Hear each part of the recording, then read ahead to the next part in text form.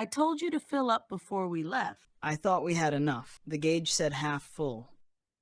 Bonjour, bonjour, bienvenue à notre rendez-vous hebdomadaire de compréhension orale, un dialogue anglais.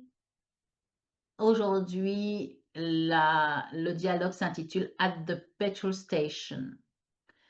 At the petrol station, à la station-service. On est d'accord? Les noms des personnages, c'est Tom et Linda. Et donc, ils sont à la station-service. Les questions simples en français, je vous les donne juste après le dialogue. Et les questions avec plus d'indices en anglais, encore après les premières questions. Écoutez le dialogue. At the petrol station, Tom and Linda. Quick stop on the motorway. I told you to fill up before we left. I thought we had enough. The gauge said half full. Half full an hour ago. You've been driving like you're in a race. I wasn't racing, just overtaking efficiently. Efficiently? You mean like a Formula One driver. Anyway, we made it. Look, no queue. Finally, some luck. Are you paying or am I? I paid last time. No, you didn't. I did. You bought crisps. That doesn't count. All right, fine. I'll pay. Get us some coffees, yeah? Do you want the fancy one or the machine one? Fancy one, obviously. Life's too short for bad coffee. Spoken like a true snob. Hey, you love it. I do, but don't forget to use your loyalty card. I think I left it at home. You always leave it at home. That's why we never get free coffees. Next time, I swear. You've said that since 2019. Consistency is key.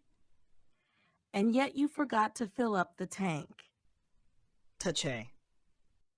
Alors, voilà le scénario, le dialogue à la station-service.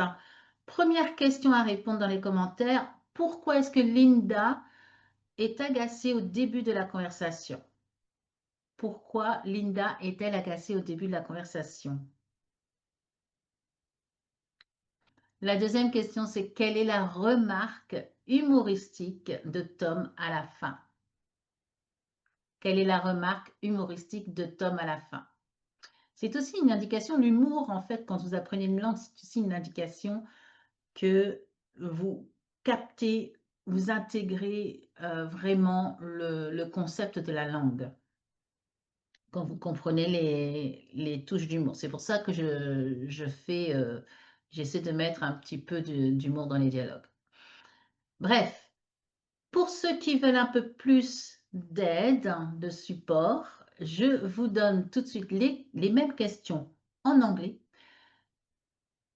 avec le petit passage où il y a la réponse. Écoutez bien. La première, c'est Why is Linda annoyed at the beginning of the conversation? Why is Linda annoyed at the beginning of the conversation? Voici le passage. I told you to fill up before we left. I thought we had enough. The gauge said half full. Half full an hour ago.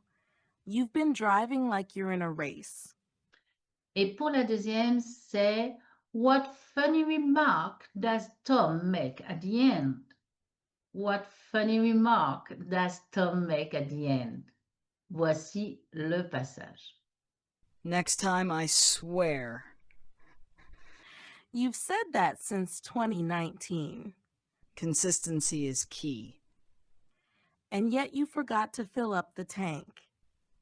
Taché. Très bien. Appliquez-vous, réfléchissez, mais pas trop. Laissez aussi votre instinct faire les choses. Hein. Vous pratiquez l'anglais toutes les semaines. Laissez votre instinct, intuition un peu trouver les réponses pour vous aussi. Pas trop de mental. Donc, écrivez vos réponses en anglais, si possible en français. C'est OK aussi, dans les commentaires. Et je vous dis à la semaine prochaine. Keep up the good work.